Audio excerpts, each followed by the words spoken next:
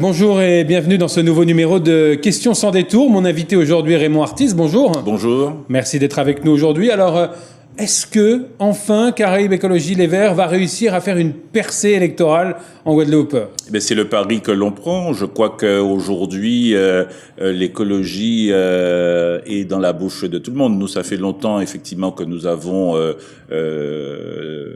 traité les questions qui nous paraissent essentielles, et si elles sont partagées aujourd'hui, il vaut mieux effectivement envoyer un des nôtres. L'original est toujours mieux que la copie. Ouais, le mieux placé, semble-t-il, ça serait Harry Durimel dans la première circonscription. Il y a un sondage qui est tombé ce mercredi matin, un sondage Calistat pour Guadeloupe Première. Il arrive dans un trio de tête. Il n'y a pas de classement qui a été défini par cet institut de sondage. Ça doit vous inciter encore à accélérer là jusqu'à la fin de cette campagne. Voilà, à être encore plus mobilisés, même si nous nous réjouissons de ce résultat de sondage. Il faut encore se mobiliser. Ça prouve bien effectivement que depuis 20 ans, Harry Durimel et d'autres se battent pour que les idées écologistes puissent primer dans les politiques publiques, va trouver vraisemblablement sa récompense, en tout cas on le souhaite. Ça va se jouer où? Ça va jouer, on l'imagine, comme toujours, aux abîmes, mais pas seulement. On a l'impression que Marie-Galante, Morne-à-l'Eau, Pointe-à-Pitre ont encore plus que jamais leur mot à dire pour cette élection législative. Voilà, c'est ce qu'on veut faire croire. Les abîmes, effectivement, c'est un bastion important à conquérir. Nous y sommes. Mais c'est vrai que Marie-Galante est un phare, Morne-à-l'Eau, Pointe-à-Pitre, où Harry Durimel est le seul candidat de Pointe-à-Pitre. Donc, il n'y a pas de raison, effectivement, que nous ne sortions pas vainqueurs dans toutes ces communes. Ouais, qui le soutient aujourd'hui? Qui est avec lui? Qui est avec tout le monde. Peuple? Tout le monde, effectivement, puisque je vous ai dit effectivement que c'est le triomphe des idées écologistes aujourd'hui. Donc effectivement, Harry Durimel a toujours refusé de faire dans la cuisine des petits arrangements pris on ne sait où. Nous avons combattu sur le terrain. En fait, combattu, c'est un bien grand mot. En fait, nous avons porté nos idées à travers de multiples actions que tout le monde a pu voir. Je ne veux pas revenir sur le chlordécone que tout le monde connaît. Je ne veux pas revenir non plus sur les habilitations lorsqu'Harry Durimel était président de la commission énergie à la région. Donc c'est un ensemble de choses. Sur la centrale thermique également. Sur la centrale thermique de Marie-Galante. Ce qui montre bien effectivement qu'il n'a pas attendu d'avoir un mandat pour toujours être présent sur le terrain. Et vous serez présent partout dans chaque circonscription? Nous serons présents dans 3 des 4 circonscriptions de la Guadeloupe. Ouais, c'est un bon score. C'est un bon score et on espère effectivement que tous ceux qui se réclament de l'écologie vont faire de bons scores. Ouais, vous pensez que l'écologie aujourd'hui a une place importante dans le choix des électeurs? Nous avons toujours traité des sujets centraux. Ouais. Donc, et je crois que l'écologie doit être au centre de toutes les politiques publiques. C'est évident. Ouais. Alors on l'a vu, elle a été absente totalement des débats présidentiels, cette question de l'écologie. Et comme par magie, comme par enchantement, on va dire, elle est revenue totalement sur le devant de la scène. Il y a 2 choses qui ont bousculé cela. C'est d'abord l'arrivée de Nicolas Hulot au gouvernement, en tant que numéro 2, carrément, du gouvernement. C'est quoi? C'est votre tasse de thé vert? Oui, voilà, ouais. Quelque part. Mais disons que Nicolas Hulot, que nous connaissons bien d'ailleurs, a été nommé à cette dans ce gouvernement, non pas par hasard. C'est vrai effectivement que les idées écologistes, elles ont été absentes, elles ont été portées par d'autres. C'est-à-dire qu'elles n'ont pas été portées par un candidat direct, mais elles ont été portées notamment par la France Insoumise. Lors du débat du 2e tour, ça a été le zéro complet. Hélas, effectivement, il arrive bien souvent qu'on ne parle pas des choses essentielles. On aime bien faire beaucoup de bruit autour des questions qui ne sont pas essentielles, et ça a été peut-être le cas. Mais on sait bien aujourd'hui que c'est un sujet incontournable. Nous sommes sous l'accord de Rennes. C'est un enjeu de civilisation tout bonnement. Donc il faut effectivement que les choses avancent dans ce sens. Ce nouveau ministre Nicolas Hulot, il va faire bouger les choses selon vous? Il en a les moyens? On doit justement lui donner les moyens en élisant le maximum de candidats qui se réclament de l'écologie. Mais je crois que la politique, toutes les politiques publiques ont à passer effectivement par la question écologique. C'est un sujet qui va au-delà des questions partisanes, c'est un sujet transverse effectivement et on n'y échappera pas. C'est la raison pour laquelle il est nécessaire encore une fois que le maximum des candidats écologistes puissent soutenir l'action de Nicolas Hulot dans ce gouvernement. D'autant que le Premier ministre, comme le Président de la République, on n'a pas le sentiment qu'il soit tout à fait écologiste. J'ai entendu M. Macron dire que l'énergie nucléaire était l'énergie de l'avenir, effectivement. Donc, il va falloir encore le convaincre. Nous avons beaucoup de travail à faire. Et dans ce gouvernement, il va falloir jouer collectif. Ce sont les mots du Président de la République, du Premier ministre.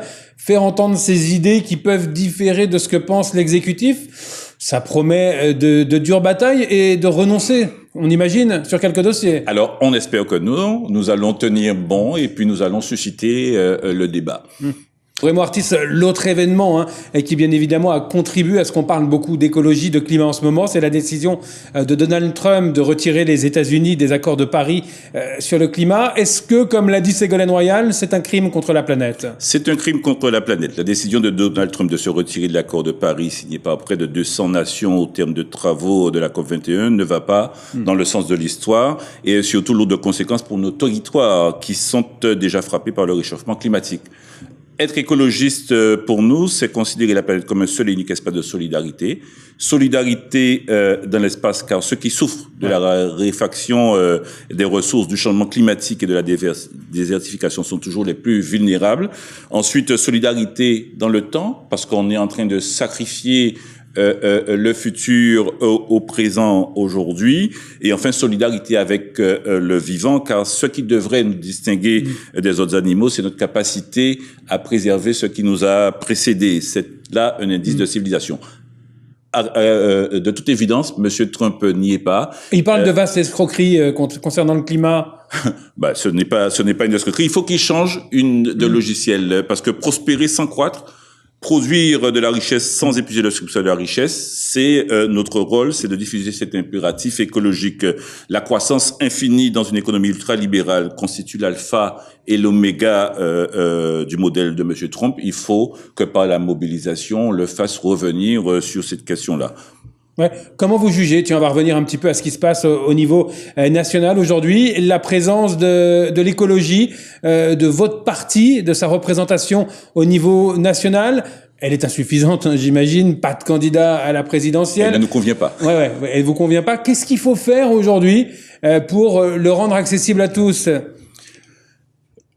Être suffisamment convaincant pour encore une fois. Vous n'y arrivez pas.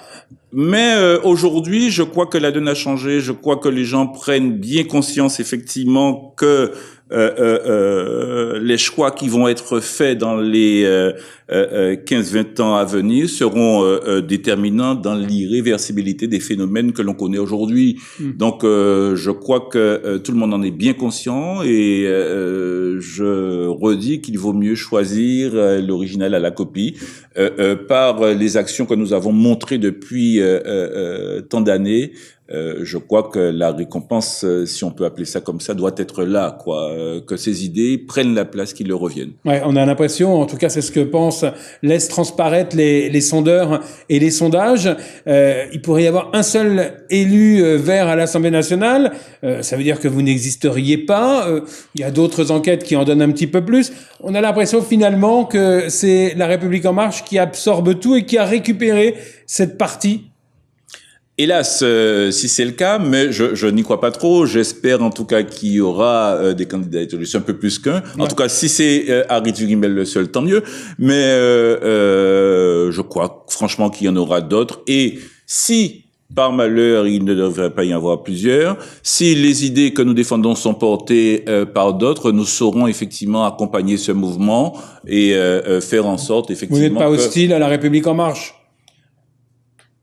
Nous ne sommes pas hostiles, mais nous ne partageons pas grand-chose avec eux. Il faut être clair. Je crois que nous savons marcher depuis bien longtemps. Vous savez, c'est un processus de maturation du cerveau. On se lève, on se met debout un moment, mais nous, ça fait longtemps que nous sommes debout et que nous marchons. Maintenant, ceux qui ont eu des retards et qui cherchent aujourd'hui, qui ont attendu que M. Macron arrive au pouvoir pour pouvoir exprimer leurs convictions, si tant est qu'ils en aient, c'est leur problème. Voilà, nous ne sommes pas hostiles à La République en marche, mais nous ne partageons pas grand-chose avec eux. Allez, pour en revenir à Caraïbes Écologie Les Verts, vous êtes confiant pour ce samedi? Nous sommes complètement confiants pour ce samedi et il nous reste quand même à nous mobiliser sur le terrain pas de trop d'enthousiasme avant le 10 au soir. Merci à vous, Raymond Artis. C'est moi qui vous remercie. Très bonne fin de journée sur l'antenne de TV. On se retrouve très rapidement pour un nouveau numéro de Questions sans détour.